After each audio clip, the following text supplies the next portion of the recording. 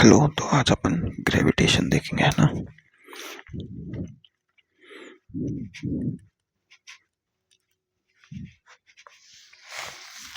देखो, अपन को पता है ग्रेविटेशन में क्या वो गुरुत्वाकर्षण बल पड़ते हैं, उसका फॉर्मूला होता है F=G(m1m2/r²), है ना। ये बल का फॉर्मूला होता है। इस बल पर अपन कई क्वेश्चन करते हैं। उसके बाद अपन गुरुत्वीय त्वरण पढ़ते हैं। गुरुत्वीय त्वरण क्या होता है? गुरुत्वीय त्वरण होता है G=G(m) पृथ्वी का, है ना, बटे r², पृथ्वी के लिए G(m)/r²। और ये कितना होता है? G=9.8 मीटर पर सेकंड स्क्वायर होता है। जी की वैल्यू कितनी होती है? जी की वैल्यू कितनी होती है भाई? जी की value 6.67 into 10⁻11 newton metre square per KG होती है, केजी स्क्वायर।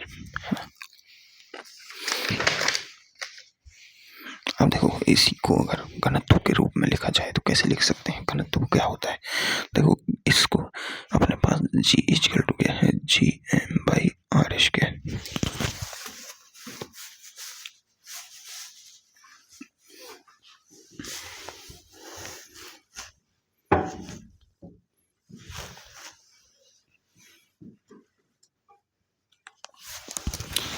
तो इसी फॉर्मूले को घनत्व के रूप में लिखें तो देखो, रो बराबर होता है mv, होता है कि नहीं? और तो m बराबर होता है ρv। अरे यार, ρv m बराबर होता है ρv। v पृथ्वी का आयतन 4/3πr³ तो रख दो g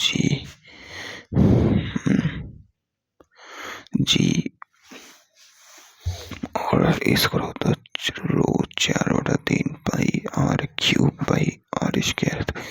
ये गया तो g का फॉर्मूला आ जाएगा 4/3 g(ρ)πr, है ना। यानी इससे देखो, ये फॉर्मूला इतना याद रखने की बात नहीं है। बात यह है कि जी समानुपाती है रो और आर के। ये मेन फॉर्मूला है, ठीक है। अब देखो, अब जो गुरुत्वाकर्षण क्षेत्र गुरुत्वीय त्वरण होता है, उसकी ऊंचाई के साथ h में परिवर्तन का फॉर्मूला क्या है? ये h ऊंचाई पर जाए तो h में जो परिवर्तन का फॉर्मूला आता है वो आता है Gh=G, है ना, 1+h/r का होल स्क्वायर। अगर इसी में अगर h लेस देन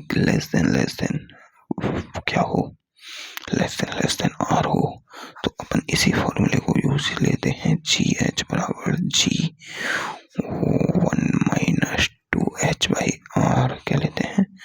1-2h/r, है ना। अब पृथ्वी की गहराई के साथ तो एक ही फॉर्मूला होता है। डी गहराई पर जाते हैं अंदर, अपन डी गहराई पर जाते हैं तो ये दूरी बचती है r-d। इस त्रिज्या के लिए जो पृथ्वी की गहराई के साथ जो फॉर्मूला होता है वो होता है जी क्या है? ये जी सतह वाला है, ये वाला जी सतह वाला है। ये क्या है? जी सतह वाला। और ये क्या होता है भाई?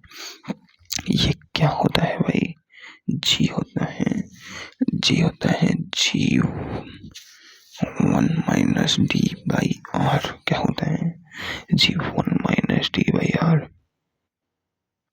क्या होता है? G1-d/r क्या होता है? जी। और इसमें जी की वैल्यू क्या होती है? G(m)/r², 1-d/r। ये फॉर्मूला ऐसे भी यूज कर सकते हैं, ठीक है। फिर अपन ने क्या पढ़ा?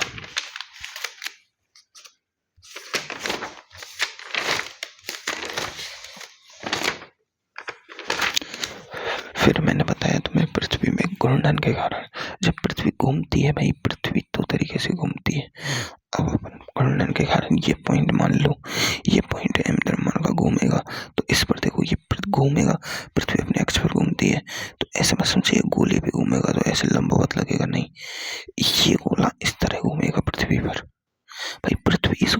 सापेक्ष कितनी बड़ी है। तो पृथ्वी के हर पॉइंट पर ये गोला लंबवत लगाएगा तो इसका लंबवत पॉइंट ये होगा। और लंबवत पर कौन सा बल लगता है भाई, mv²/r, या फिर इसे अपन कह सकते हैं m⍵²r, ये बल लगता है। और इस पृथ्वी की त्रिज्या से ये थीटा कोण पर, ये पृथ्वी की त्रिज्या है ना, ये मैंने ये मान लिया। इस थीटा कोण पर, इस थीटा कोण पर ये लगेगा m⍵²r cos थीटा। ये वाला बल संतुलित कर रहा है इस किसको, अभिकेंद्रीय बल को, इस mg को, अंदर की तरफ के को, किसको, mg को। तो अपन को पता है कि जब ये इसको संतुलित कर रहा है तो अपन को पता है कि अपन यहाँ अगर F नेट लगा दें तो F नेट बराबर होता है ma। तो F नेट क्या है, देखो कौन सा बल ज्यादा है, अभी कि ये mg ज्यादा है तभी तो ये रुका हुआ है। अगर ये ज्यादा होता तो ये बाहर निकल जाती है ना। तो mg माइनस m⍵²r, m⍵²r, और ये r क्या है, पृथ्वी त्रिज्या है, cos थीटा बराबर ma। तो यहाँ से m को काट दो तो a बराबर आ जाएगा g minus ⍵²r cos theta. ये क्या है, g minus ⍵²r cos theta, ये पृथ्वी का घूर्णन के कारण हुआ है त्वरण। अब ये क्या है, g सतह का है ना। तो अपन को पता है कि थीटा 0 होगा। यहाँ इस पर देखो पृथ्वी कितनी होती है, भूमध्य रेखा, ये भूमध्य रेखा होती है ये, और ये ध्रुव होते हैं। तो भूमध्य रेखा पर theta equal to 0 degree cos 0 degree की वैल्यू होती है।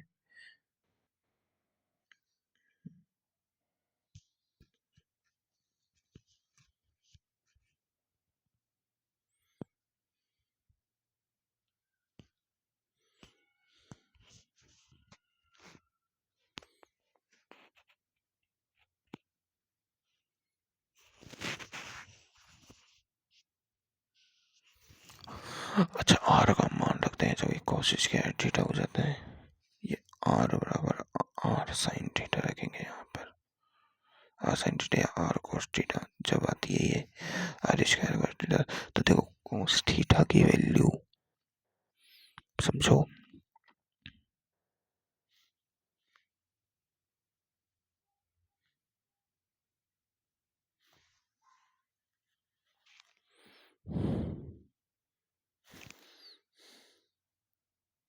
cos 0 डिग्री होता है, थीटा 0 डिग्री होता है, मतलब यहाँ है ये, यहाँ है कण, यहाँ है, तो cos 0 की वैल्यू होती है 1। तो a बराबर आएगा g माइनस ⍵²r, मतलब कि g में से इतना घटाओ तब आएगा, और धीरे धीरे ऊपर जाता है, यहाँ ध्रुव आएगा तो थीटा की वैल्यू हो जाएगी 90। तो cos 90 की वैल्यू हो जाती है 0, तो a बराबर g पर आ जाएगा। तो मतलब समझो इधर से इधर जाने पर g का मान बढ़ेगा, और ध्रुवों पर कितना होता है अधिकतम, g का मान g सतह के बराबर होता है अधिकतम। और इधर से उल्टा वापस आओ या इधर जाओ तो मान घटेगा, समझ में है। तो अगर 1 किलो चीनी भूमध्य रेखा पर तोली जाए और फिर उसे मतलब 1 किलो चीनी को मान लो पहले यहाँ तोल दें, मतलब भूमध्य रेखा पर तोलें और फिर उसे ध्रुव पर ले जाएं, तो ध्रुव पर उसका वजन बढ़ जाता है 1 किलो चीनी का, वो है ना। ये कॉन्सेप्ट होता है, क्योंकि यहाँ जी कम लग रहा है तो भार कम लगेगा, क्या कम लगेगा, mg कम लगेगा, और वहाँ जी ज्यादा लग रहा है तो वहाँ mg ज्यादा लगेगा। समझ में आई बात। अब देखो अगला, अब ये समझ में आ गई। अब अपन पढ़ते हैं गुरुत्वीय क्षेत्र की तीव्रता, इसे कहते हैं Eg गुरुत्वीय क्षेत्र की तीव्रता। और यह क्या होती है, यह होती है एकांक द्रव्यमान पर गुरुत्वीय क्षेत्र में लगने वाला बल, गुरुत्वीय क्षेत्र की तीव्रता कहलाती है। Eg इक्वल टू होता है F/m। तो इसका जो फॉर्मूला बनता है, F क्या होता है, ये छोटा m है ना, तो Gm m' है ना, तो r², इससे ये गया तो ये आएगा Gm/r²।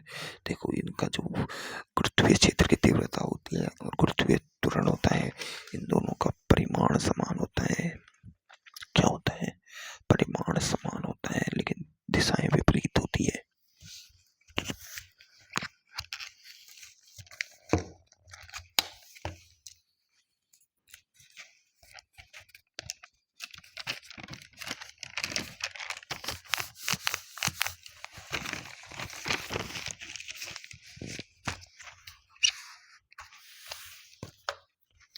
होता है परिमाण। अब देखो दो बिंदु आवेशों के लिए गुरुत्वीय क्षेत्र की तीव्रता लिखी जाए तो देखो एक बड़ा एम द्रव्यमान और एक ये छोटा एम द्रव्यमान दोनों रखे r दूरी पर, है ना। तो इस बड़े एम द्रव्यमान के कारण इस पर बल लगेगा F, इधर P पॉइंट पर है ये, है ना F।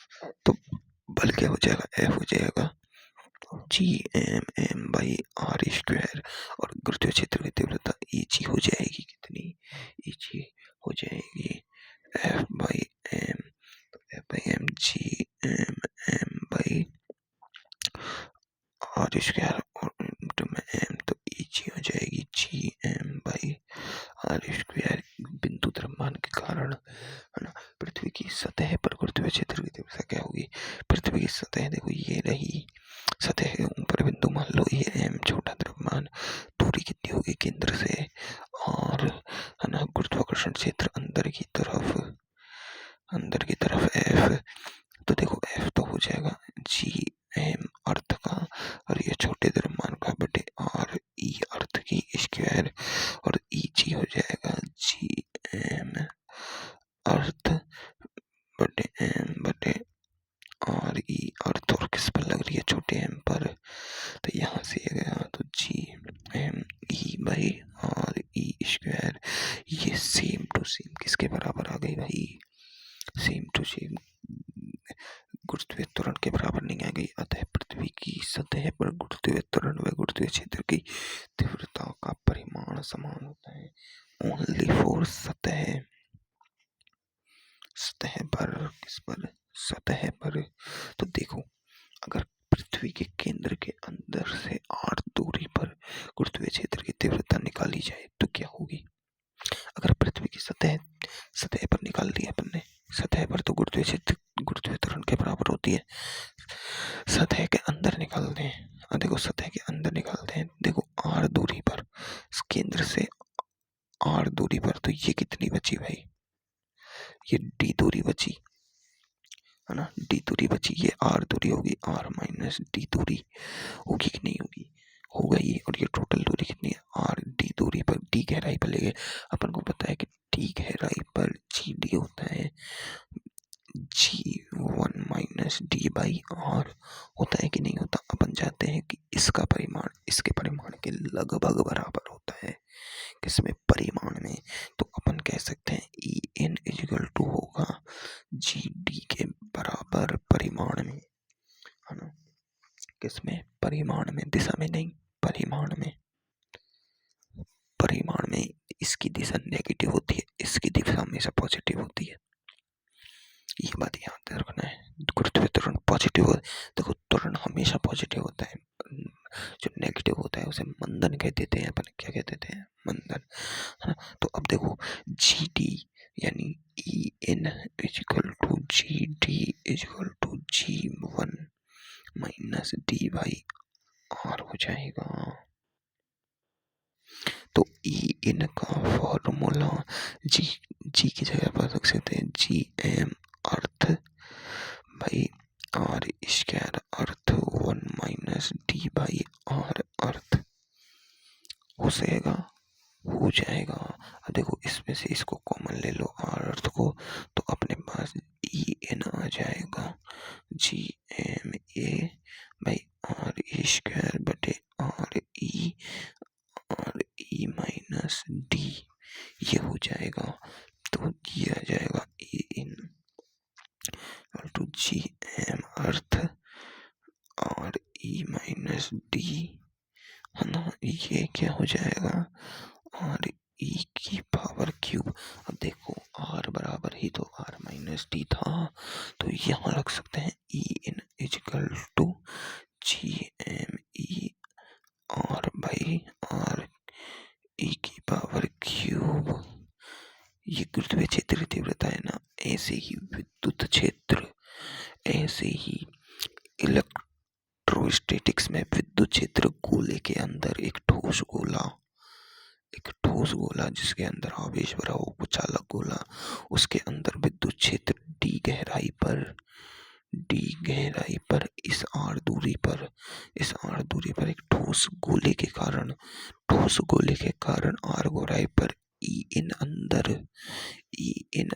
विद्युत क्षेत्र कितना होगा, के, और क्यू इसका खुद का आवेश, जैसे इसका गोले का द्रव्यमान था पृथ्वी के गोले का, के क्यू आर बाई आर की पावर क्यू, ये बड़ा आर। गोले के अंदर विद्युत क्षेत्र ई, इसकी गुरुत्वीय तीव्रता, ये इसका विद्युत क्षेत्र है, के क्यू आर बाई आर की पावर क्यूब। गोले के अंदर इलेक्ट्रोस्टैटिक्स में सेम है कि नहीं? बिल्कुल है।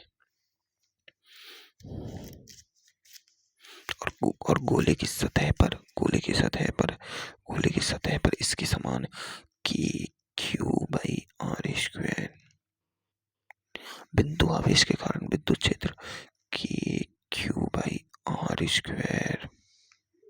देखो, बिंदु आवेश के कारण और गोले की सतह पर विद्युत क्षेत्र एक जैसा है, ऐसे ही अगर इसकी त्रिज्या आर की जगह आर हो तो ये दोनों भी एक जैसे हैं। बस आवेश में फर्क है भाई, आवेश कम ज्यादा होता है। अब देखो, अब सतह के बाहर, देखो सतह के बाहर ले जाओ आर दूरी पर, तो आर दूरी पर विद्युत क्षेत्र क्या हो जाएगा, ये हो जाएगा के क्यू बाई आर स्क्वायर। ऐसे ही आर दूरी पर गुरुत्वीय क्षेत्र की तीव्रता क्या हो जाएगी, एफ ई जी, नहीं, ई बाहर हो जाएगी, ये बाहर हो जाएगी G M E by R R square. समझ में ये बात है?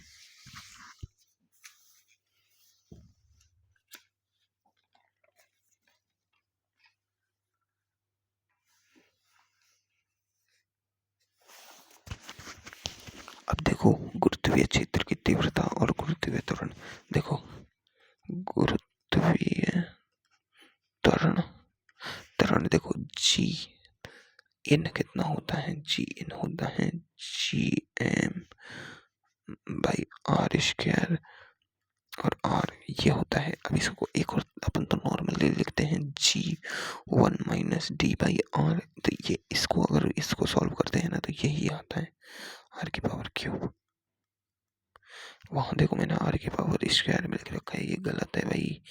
नोट्स में भी उसे आर की पावर क्यूब करो, आर की पावर क्यूब करो। ये दोनों फॉर्मूले सेम ही है ना। गुरुत्वीय त्वरण का हो गया। अब जी सरफेस यानी सतह की बात करें तो जी बाई आर स्क्वायर, इसमें देखो आर लेस देन आर है, इसमें आर ग्रेटर देन आर है, और इसमें G O U T out की बात करें तो जी आउट मतलब एच हाइट पर, इसमें एच हाइट पर G M by R square, R is greater than R. अगर इस देखो, अगर अपन ने जी एच हाइट पर क्या देखा था कि जी बटे one plus H by R का होल स्क्वायर, ये देखा था कि नहीं हाइट पर इसे अगर थोड़ा सा सॉल्व करें, कैसे, आर बराबर होता है आर प्लस एच, तो इस आर की जगह आर प्लस एच रखें यहाँ, और इस जी की जगह अपन रखे G M by R square. तो ये सब सॉल्व करने पर इसमें इस फॉर्मूले से ये बन जाएगा, इससे बन जाएगा, सेम है ना, सेम है, क्योंकि दोनों के परिमाण बराबर है। तो ये है R is greater than R पर तीनों बिंदु। ई इन, अब अपने गुरुत्वीय तीव्रता की बात करेंगे, तीव्रता ई जी की बात करते हैं, तो ई इन ये आता है minus G M by R की पावर क्यूब, कब R is less than R हो। ई सरफेस आता है minus G M by R square, R is equal to R हो। ई ओ यू टी आता है minus G M by R square, जब R is greater than R हो। तीनों फॉर्मूले समझ आए? बिल्कुल नेगेटिव चिन्ह क्या होता है, डायरेक्शन। तो इसका ग्राफ कैसे बनेगा, देखो मैं लाइन खींची, ये खींच दिया, यहाँ पर ई पॉजिटिव है, यहाँ ई नेगेटिव है, ठीक है। तो पॉजिटिव में तो जाना ही नहीं है, नेगेटिव में शुरुआत में देखो ई समानुपाती आर के है। किसके? आर के। शुरू में देखो ई है जो समानुपाती आर के आ रहा है, तो देखो ये आर बढ़ रही है इधर, तो समानुपाती का ग्राफ कैसे आता है? ऐसे ही। समानुपाती का ग्राफ तो ऐसे ही लिखते थे ना, पर नेगेटिव में लेना है तो ऐसे। और कहाँ तक जाएगा ये आएगा यहाँ तक, जहाँ तक आर इक्वल टू आर हो जाए, इस तक समानुपाती बढ़ेगा। फिर ये कह रहा है कि आर पे, फिर ये समानुपाती पे आर बराबर आर पे ये कांस्टेंट हो जाएगा, ठीक है ना। आर पे कांस्टेंट होगा। अब ये आर से जैसे ही अपन चाहता जाएंगे आर बराबर से, तो ई व्युत्क्रम अनुपाती हो जाएगा 1/r² के। और जब व्युत्क्रम अनुपाती का ग्राफ आता है तो उस ग्राफ को अपन ऐसे लिखते हैं। तो ये ग्राफ बन गया। और यहाँ अधिकतम यही है कितनी सरफेस पे, -gm/r²। अधिकतम समझ गए। इसका ग्राफ देखो, इसमें भी देखो, एक बार जी पॉजिटिव लो, एक बार जी नेगेटिव में लो, है ना। अब देखो ये सब फॉर्मूले पॉजिटिव है। शुरू में देखो जी इन है वो आर के समानुपाती है। आर स्क्वायर को तो कांस्टेंट लेना है अपन को, आर स्क्वायर को, ठीक है, बड़े आर स्क्वायर है ना, इसे आर की पावर क्यूब है, इसे तो कांस्टेंट लेना है। तो देखो शुरुआत में समानुपाती, फिर आर पर देखो, अब ये छोटे आर के समानुपाती नहीं है, तो यहाँ कोई कुछ नहीं होगा। अब ये कह रहा है कि आउट पर ये इसके व्युत्क्रमानुपाती हो रहा है, तो व्युत्क्रमानुपाती का ग्राफ अब देख लो। अगर ग्राफ ऊपर बने तो त्वरण का है, ग्राफ नीचे बने तो तीव्रता का है। समझ में आई बात है। ये सारे ग्राफ रिपीट होंगे इलेक्ट्रोस्टैटिक्स में। किसमें? इलेक्ट्रोस्टैटिक्स में। अब देखो ये दोनों ग्राफ कैसे आएंगे। अगर प्लस चार्ज का है तो ऐसा बनेगा, माइनस चार्ज का है, नेगेटिव है तो ऐसा बनेगा इलेक्ट्रोस्टैटिक्स में। समझ में आई बात है।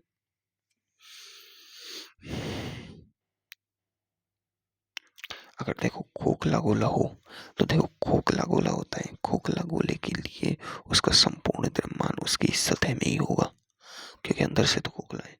तो ई इन क्या हो जाएगा? 0 हो जाएगा। ई सतह पे तो वही होएगा, gm/r² माइनस का ई आउट क्या होगा?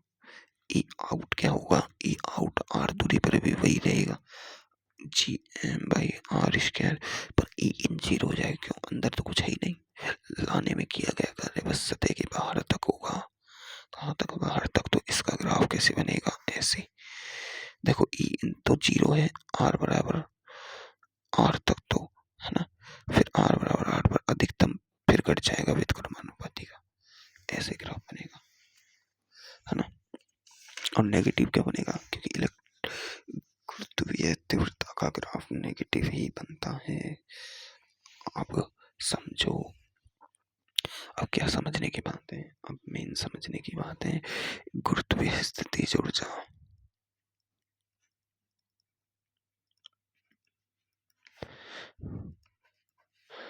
देखो गुरुत्वीय स्थितिज ऊर्जा का फॉर्मूला होता है, पहली बात तो तुम्हें जो सिखाया है वो याद रखना कि स्थितिज ऊर्जा, गुरुत्वीय स्थिति ऊर्जा परिवर्तन, गुरुत्वीय स्थिति ऊर्जा है उसमें परिवर्तन निकाला जाता है। क्या निकाला जाता है? Delta U.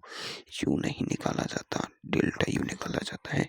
और जो ये परिवर्तन है वो किए गए संरक्षी कार्यों के नेगेटिव मान के बराबर होता है।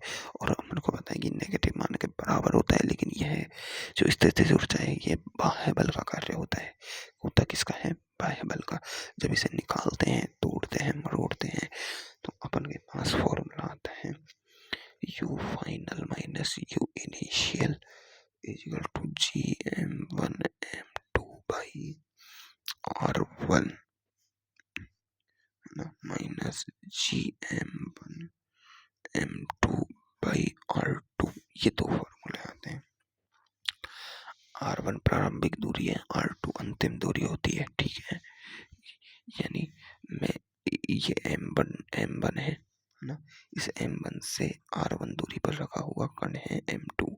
अब मैं इसे m2 p पॉइंट पर रखा है, इसे मैं यहाँ स्थापित कर रहा हूँ, विस्थापित कर रहा हूँ। तो ये जो दूरी हो जाएगी ये R2 हो जाएगी और Q पॉइंट तक मैंने इसे विस्थापित किया है, यहाँ से यहाँ तक, तो ये R1 है और ये R2 है और ये M2 को मैं यहाँ से यहाँ ले गया।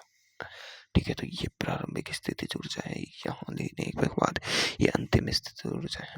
ठीक है, स्थिति ऊर्जा नेगेटिव में होती है, ये बात भी ठीक है। ठीक है, चलो, है ना, ठीक है, बिल्कुल समझ आ चुका है। तो अगर अपन देखो ढंग से लिखें ना, तो देखो मैं तुम्हें स्थिति ऊर्जा ढंग से लिखना सिखाता हूँ।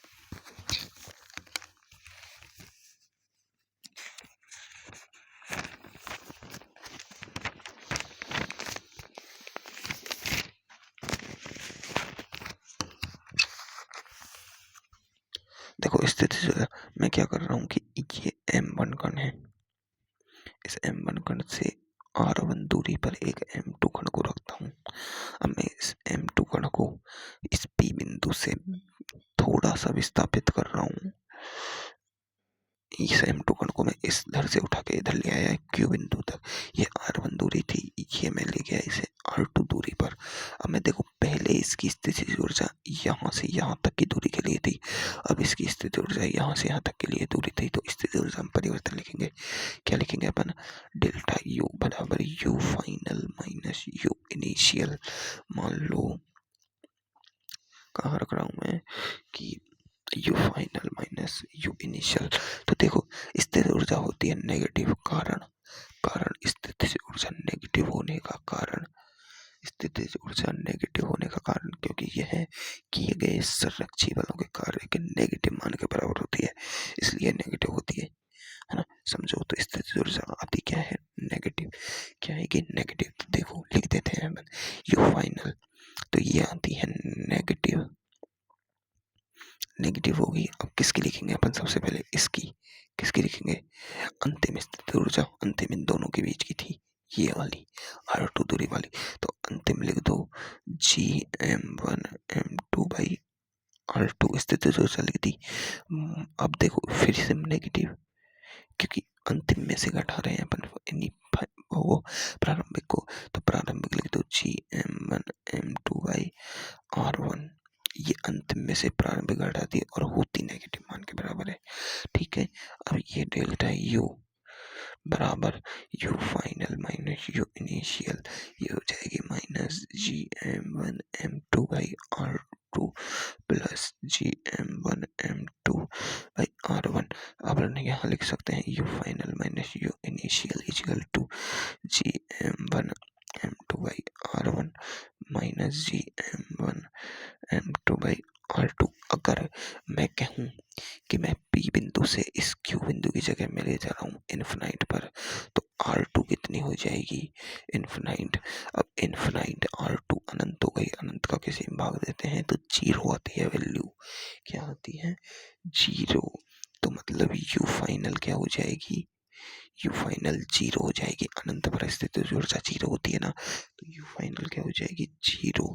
तो देखो इसकी जगह 0 लिखो, इसे 0 करो तो ये आएगी, देखो 0 माइनस U इनिशियल बराबर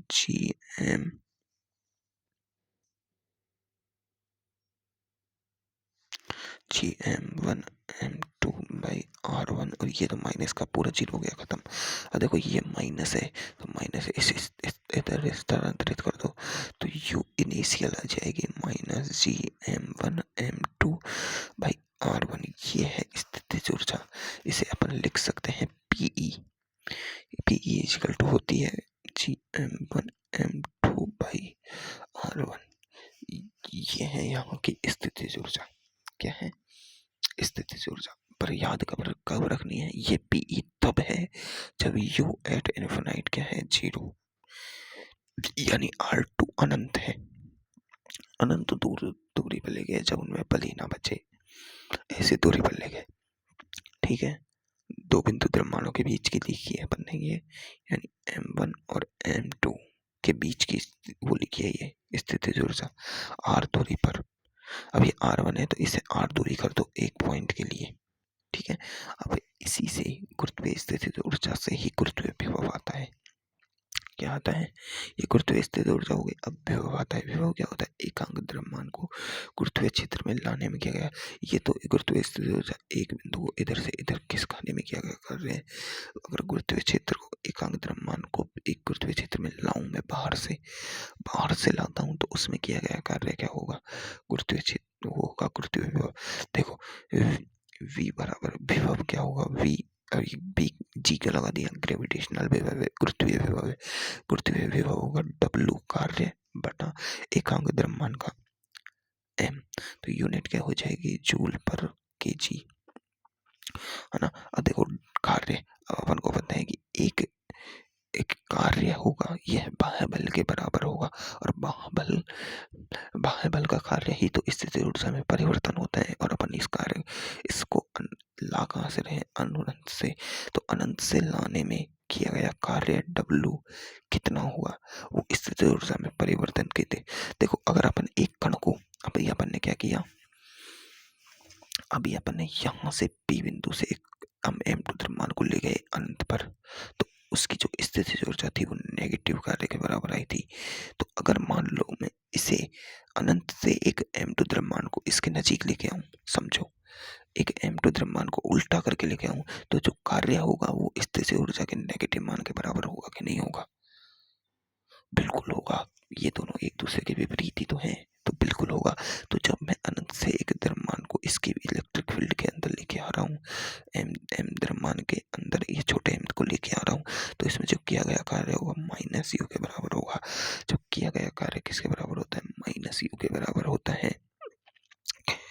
किया गया कार्य किसके बराबर होता है, माइनस यू के बराबर होता है ना। तो जो किया गया कार्य ये क्या है, माइनस यू क्या है, यही तो है। तो वी जी आएगा, डब्ल्यू क्या है, किया गया कार्य है डब्ल्यू एक्सटर्नल, और वो बराबर है किसके, यू के, है ना, बाई एम। तो यू बाई एम, यू क्या है अपनी माइनस जी एम, और छोटा M by R by M, छोटा एम से एम गया, तो यू वी जी आ जाएगा अपना minus G M by R. यहाँ माइनस चिन्ह बता रहा है कि किया गया कार्य नेगेटिव होगा, यानी विभव ऋणात्मक होता है। ऐसे ही स्थिति ऊर्जा ऋणात्मक होती है, विभव ऋणात्मक होता है। समझ में आई बातें। अब देखो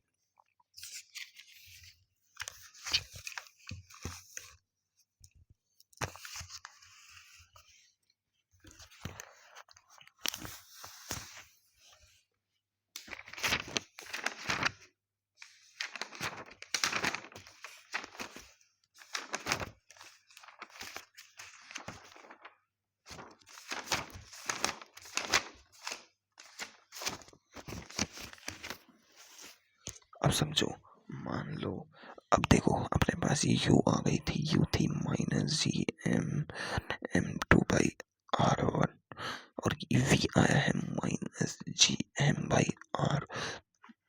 ये v है, वी जी, और ये u है। अगर मान लो विभव निकाला जाए, अपन विभव निकालते हैं, विभव तो गोला है, पृथ्वी क्या है, एक गोला, पृथ्वी की सतह के बाहर लो, बाहर एम द्रव्यमान रखा हो यहाँ, तो दूरी कितनी है, आर, कितनी है आर, तो वी जी हो जाएगा minus G M by R. अगर ये आर को लिया जाए, ये एच दूरी, तो वी जी कह देंगे अपन minus G M by R plus H, क्योंकि ये दूरी आर हो जाएगी। अगर सतह पर लिया जाए, सतह पर एम द्रव्यमान हो, तो वी जी हो जाएगा minus G M by R. अगर अंदर लिया जाए, ठोस गोला है, ठोस गोला है पृथ्वी, क्या गई, पृथ्वी ठोस गोला है, तो पृथ्वी ठोस गोला है ना, तो इसका आर लिया जाएगा, और अपन को पता है कि ये द्रव्यमान लिया जाता है, तो अपन को इसका द्रव्यमान लेना होगा यहाँ तक के गोले का, और उसको जब लेते हैं, सॉल्व करते हैं, तो अपने पास जी आता है minus G M by two R इसकी power cube 3r square minus R square. ये सॉल्व करके ये आता है अपने पास ओनली, ये क्या है, वी जी इन है, इन है अंदर। तो इसका ग्राफ देखो सारे नेगेटिव में है, तो देखो पहले पॉइंट पर वी एट, वी इन किसके समानुपाती है, आर स्क्वायर के, किसके, वी इन आर स्क्वायर के, वो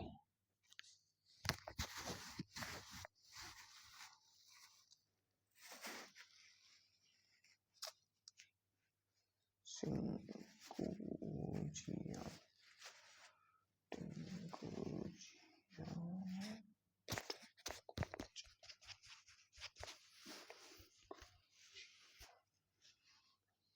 देखो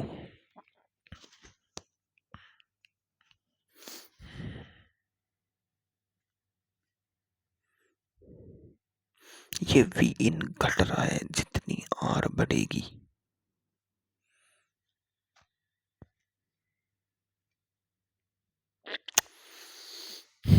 देखो इसका ग्राफ कैसे बनता है, इसका ग्राफ ऐसे बनता है। देखो ये तो अंदर तो व्युत्क्रमानुपाती वाला आएगा, आर पर अधिकतम और फिर समानुपाती का चिन्ह आ जाएगा, क्योंकि देखो V at out V out R के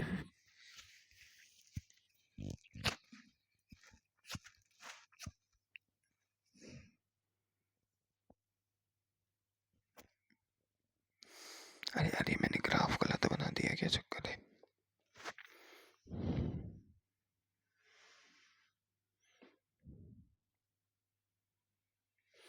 हाँ सही है, बिल्कुल सही है, व्युत्क्रमानुपाती वाला ग्राफ आएगा ये, क्योंकि देखो आउट पर जो v है वो व्युत्क्रमानुपाती है 1/r के, यहाँ v है जो कांस्टेंट है r के, r पर निर्भर नहीं करता है, यहाँ v है जो समानुपाती है r स्क्वायर के, ये r स्क्वायर के समानुपाती है, तो देखो ये समानुपाती का है,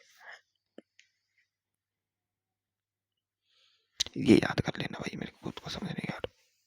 देखो अगर खोखला गोला हो तो खोखला गोला होता है ना, तो विभव अंदर तो क्या होता है वी इन। देखो खोखला गोला होता है, खोखले गोले के अंदर ई इन क्या होगा, जीरो होता है ई इन तो, है ना, ई इन तो जीरो होता है। अब विभव लाने में किया गया कार्य है वो सतह तक लाने में किया गया कार्य होता है, तो वी इन ओनली फिक्स हो जाता है खोखले गोले के लिए माइनस जी एम भाई आर कांस्टेंट हो जाता है, कारण क्योंकि यहाँ से यहाँ तक लाने में किया गया कार्य ही आएगा, इसके अंदर तो कहीं भी ले जाओ कार्य होगा ही नहीं, क्योंकि गुरुत्वीय फील्ड होता ही नहीं है। अब मैंने तुम्हें ये करना सिखाया था, इनका मान निकालना सिखाया था कि यहाँ पर एम हो, यहाँ पर एम हो, यहाँ पर एम और ए दूरी हो, तो एक एम को पकड़ो, इसके साथ जोड़ी बनाओ, इसके साथ जोड़ी बनाओ। क्या करना है अपन को, जोड़ियां बनानी है, क्या करना है, जोड़ी बनानी है।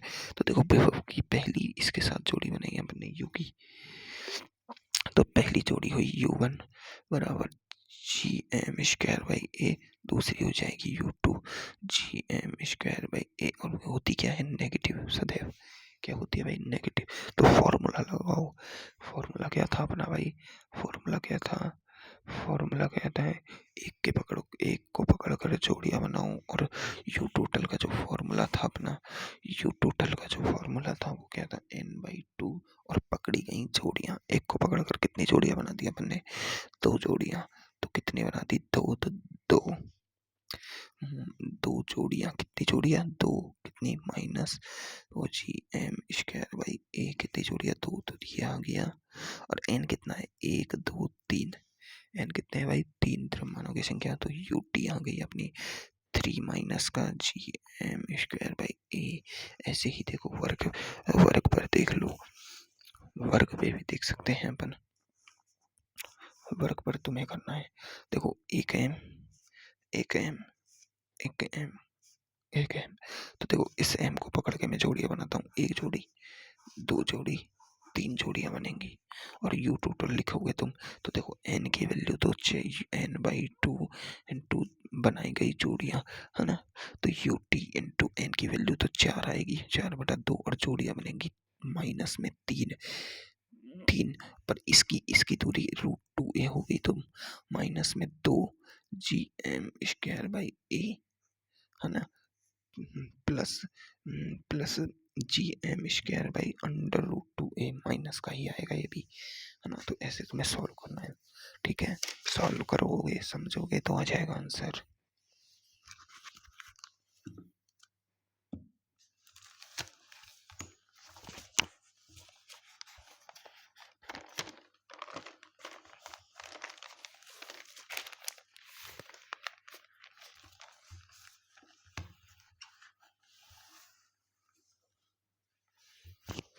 देखो एस्केप वेलोसिटी समझो।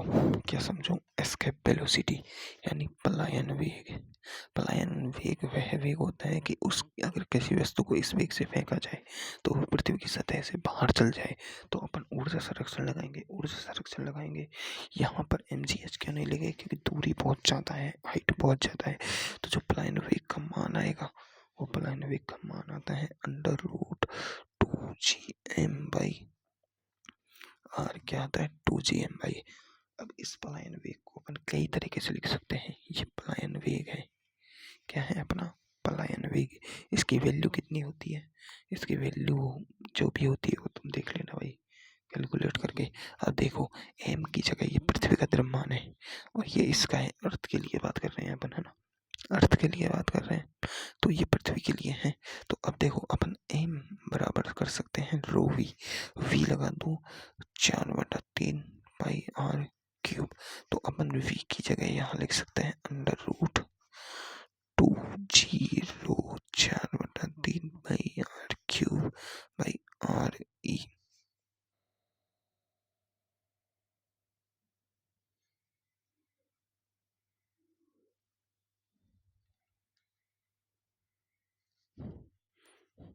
यहाँ से आरिश क्या रह जाएगा? तो देखो v,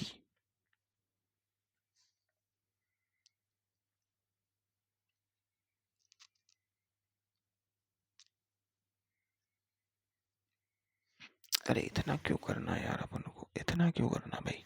इतना क्यों कर रहे हैं अपन? इतना क्यों कर रहे हैं? या गणित क्यों लगा रहे हैं अपन? अपन नॉर्मली सॉल्व करते हैं ना। देखो, अपने पास v का फॉर्मूला है 2gm/r। इसको मल्टीप्लाई कर दो विद r/r, तो ये हो जाएगा 2gm/r²।